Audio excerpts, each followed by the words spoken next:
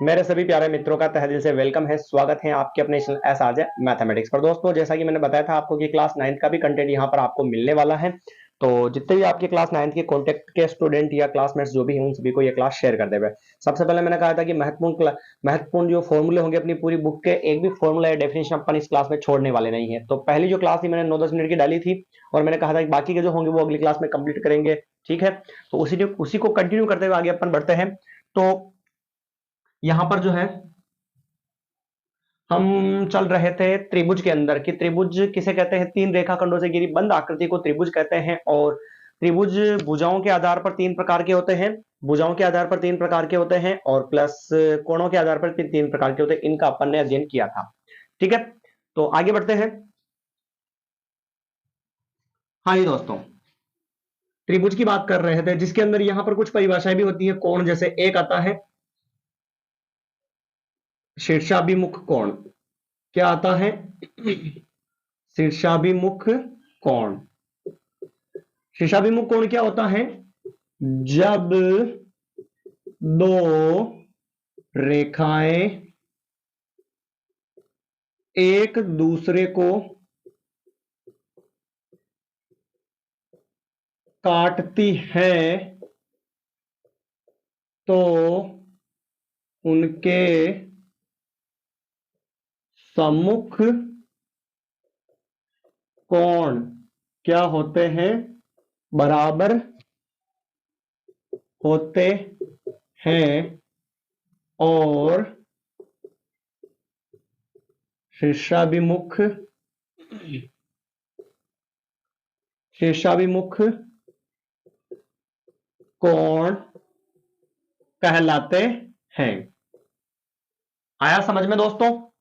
जब दो रेखाएं एक दूसरे को प्रतिच्छेद करती हैं तो उनके सम्मुख कोण आपस में बराबर होते हैं, और उन्हें क्या कहते हैं?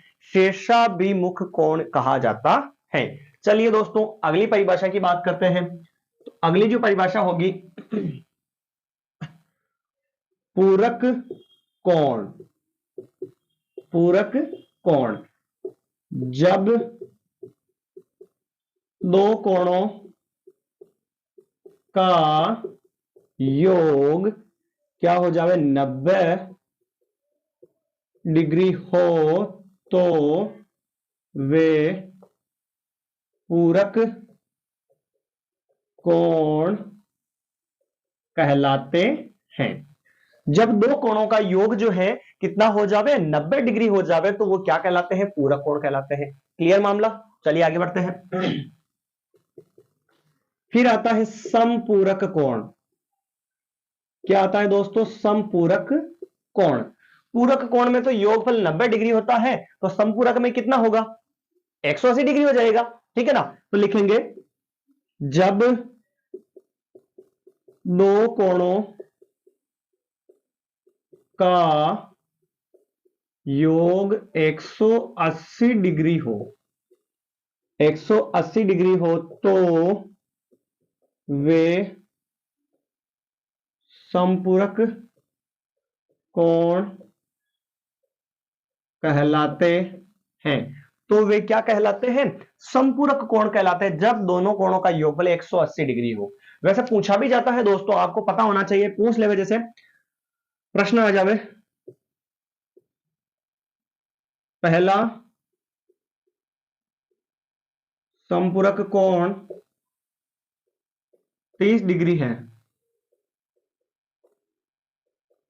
तो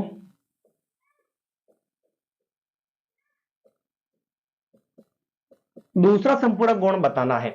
यदि पहला संपूरक कोण जो है दोस्तों अगर 30 डिग्री है, तो दूसरा संपूरक कोण आपको बताना है। तो कोई दिक्कत वाली बात नहीं है। संपूरक कोणों का योगफल कितना होता है दोस्तों? 180 डिग्री होता है, जिसमें से पहला कोण अगर 30 डिग्री है तो दूसरा क्या होगा? 150 होगा या नहीं होगा? क्योंकि दोनों को जोड़ने पर कितना आना चाहिए? 180 आना चाहिए। अगर पूरक की बोल देवे तो पहला कोण पूरक जो है 30 डिग्री है, तो दूसरा क्या होगा? तो 90 में से 30 घटा लो, कितना हो जाएगा? 60 हो जाएगा। तो ऐसा प्रश्न भी पूछा जाता है 1 नंबर के अंदर। नहीं आया वो समझ में तो ध्यान से देखना, पूरक की पूछे तो ये कितने जोड़ेंगे कि 90 आ जावे? 60 जोड़ेंगे, तो इसका मतलब दूसरा जो पूरक कोण क्या हो जाएगा? 60 हो जाएगा। और संपूरक की पूछे तो 180 आना चाहिए, कितने जोड़ेंगे इसके अंदर? 150 जोड़ेंगे। आया समझ में? हाँ जी, आगे बात करते हैं फिर अगली डेफिनेशन की। अगली जो डेफिनेशन है,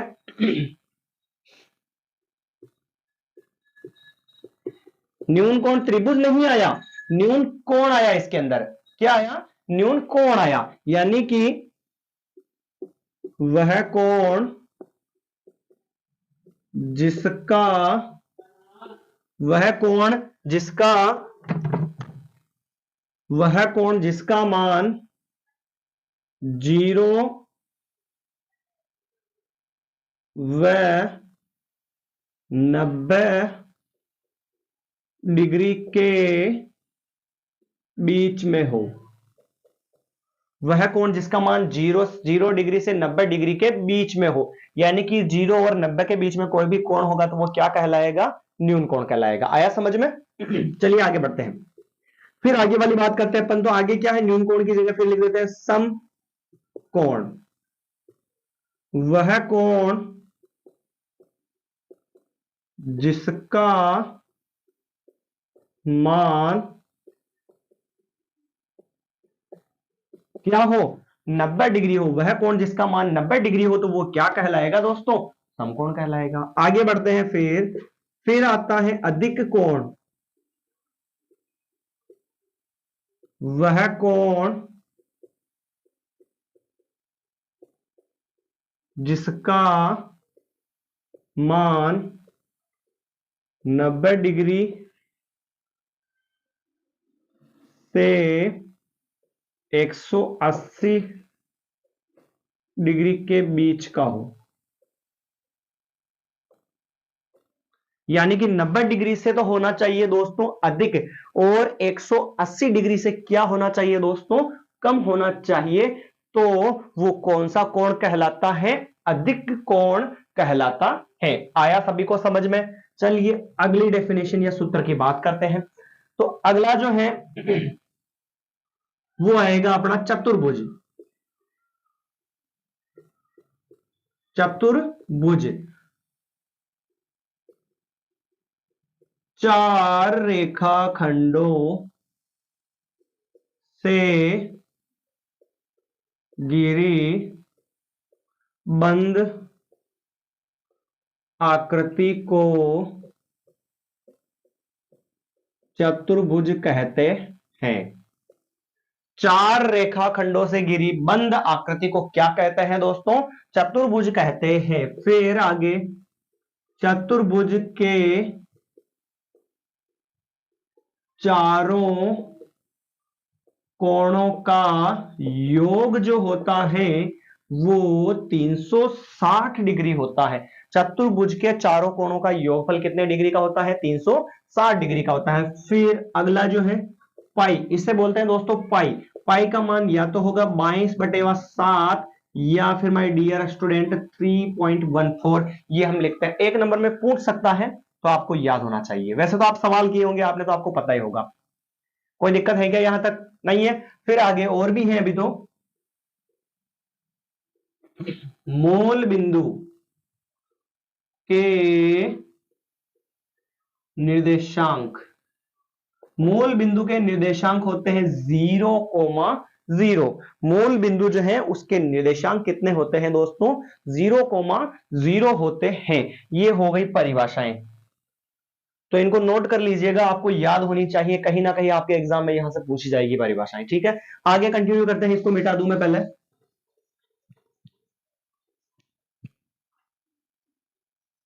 आगे और भी है बहुत सारी, अभी तो फिलहाल ये आधा हुआ। पहली जो क्लास डाली थी अपने 9th की परिभाषाओं की, वो और इसको मिलाकर क्या हुआ? अभी आधा हुआ। तो हो सकता है ज्यादा लंबा समय की क्लास हो जाएगी, तो फिर क्लास को स्टॉप करेंगे और फिर अगली जो क्लास आएगी उसके अंदर सारी जो छूटी हुई परिभाषाएं होंगी या सूत्र होंगे वो उसके अंदर आ जाएंगे। चलिए आगे बात करते हैं। हाँ जी, आगे फिर बात करेंगे अपन शंकु की। शंकु क्या होता है दोस्तों? तो शंकु आप लोगों ने देखा होगा, एक जोकर की जो टोपी होती है ना, उसको क्या बोलते हैं? शंकु। ठीक है, यहां पर ये तो L है और ये H है और ये क्या है? R है। तीनों मैंने बना दिए। यहां पर क्या क्या होता है और क्या कैसे है? H तो है ऊंचाई, और L क्या है? तिर्यक ऊंचाई और r क्या है, त्रिज्या। ठीक है, ये आपको पता होना चाहिए। फिर अब आता है शंकु की बात कर रहे हैं ना अभी, तो शंकु के आयतन का सूत्र, शंकु का आयतन 1/3 पाई आर स्क्वायर एच, ये शंकु के आयतन का सूत्र। और फिर संपूर्ण पृष्ठीय क्षेत्रफल का सूत्र pi r l, sorry pi r r plus l, ये संपूर्ण पृष्ठीय क्षेत्रफल का सूत्र। फिर आएगा वक्र पृष्ठीय क्षेत्रफल, किसका, शंकु का, है ना, शंकु का वक्र पृष्ठीय क्षेत्रफल पाई आर एल। जब कभी भी आपको मैं बता दूं एल निकालना हो तो फॉर्मूला लगेगा एल बराबर under root R square plus H square, ये लगा देना। और अगर आपको आर निकालना हो तो फॉर्मूला लगेगा under root L square minus H square लगेगा। और अगर आपको एच निकालना हो तो under root L square minus क्या लगेगा, आर स्क्वायर, ये फॉर्मूला लगेगा। तो आपको ये फॉर्मूले अच्छे से आने चाहिए, क्योंकि ये फॉर्मूले आ जाएंगे तो आपको जो है चैप्टर के प्रश्न करने में भी कोई दिक्कत नहीं होगी, और जब फॉर्मूले पूछे जाएंगे पेपर के अंदर तो उनमें भी आपको कोई दिक्कत नहीं होगी। ठीक है दोस्तों, आगे बात करते हैं। अब अपन अगली आकृति है गोले की बात करते हैं। ये रहा इसका चित्र, जिसके अंदर ये रही इसकी त्रिज्या। और वैसे मैं बता दूं आपको, ये तो जैसे त्रिज्या है, व्यास का जो सूत्र होता है ना, सभी में व्यास का सूत्र क्या होता है, 2 इंटू आर होता है। और आर का जो सूत्र होता है व्यास बटे हुआ क्या होता है, 2 होता है। इसमें भी होगा और इसमें भी यही होगा, कोई दिक्कत वाली बात नहीं है इसमें। तो चलिए फिर आगे बढ़ते हैं। गोले का आयतन 4/3 पाई आर क्यूब, और फिर पृष्ठीय क्षेत्रफल 4 पाई आर स्क्वायर, फिर वक्र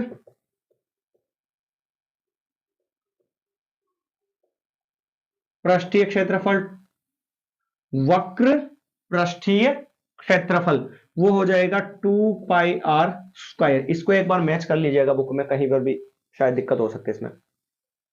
वक्र पृष्ठीय क्षेत्रफल क्या हो गया, 2 पाई आर स्क्वायर हो गया गोले का, कंप्लीट।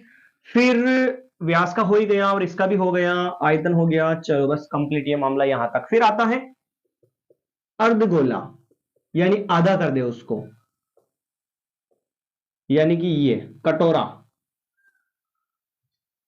दिख रहा सभी को। चलिए ये रहा कटोरा, ये इसकी क्या हो जाएगी, त्रिज्या। इसमें भी वही फॉर्मूला, आर बराबर व्यास बटे 2 और व्यास बराबर 2 इंटू आर, इसमें तो कोई दिक्कत वाली बात नहीं है। ठीक है दोस्तों, चलिए आगे बढ़ते हैं। फिर अर्धगोले का आयतन, अर्धगोले के आयतन का सूत्र होगा 2/3 पाई आर क्यूब, और इसका जो संपूर्ण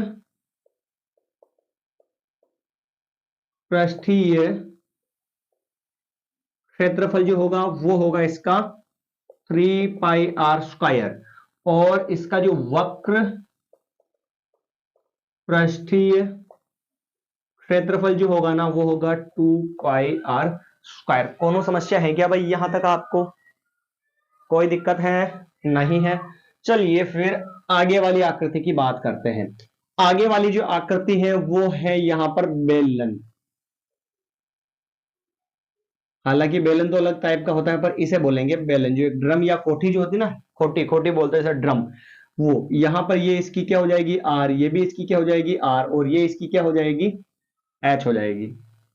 कोई दिक्कत नहीं, फॉर्मूला व्यास और त्रिज्या का यही रहेगा। फिर इसमें आएगा बेलन का आयतन, आयतन होगा पाई आर स्क्वायर एच होता है। फिर इसका वक्र पृष्ठीय क्षेत्रफल वो होता है 2 पाई आर एच, दिख रहा सभी को, 2 पाई आर एच। चलिए आगे बढ़ते हैं। फिर संपूर्ण पृष्ठीय क्षेत्रफल वो होगा इसका 2 पाई आर आर प्लस एच, ये होगा इसका संपूर्ण पृष्ठीय क्षेत्रफल का फॉर्मूला। ठीक है दोस्तों, तो ये थे फॉर्मूले और कुछ सूत्र क्लास 9th के अपनी बुक के। तो फिर जो भी बाकी के जो फॉर्मूले या डेफिनेशन या जो भी है सर्वांग क्षमता भी बची हुई है और कोणों पर भी आधारित कुछ फॉर्मूले सूत्र बचे हुए हैं, तो इनको अपन अगली क्लास के अंदर कंटिन्यू करेंगे। क्लास दोस्तों अच्छी लगी हो तो शेयर कर देवे, सब्सक्राइब कर देवे और हाँ जुड़े रहे हमारे channel S R J mathematics पर। धन्यवाद।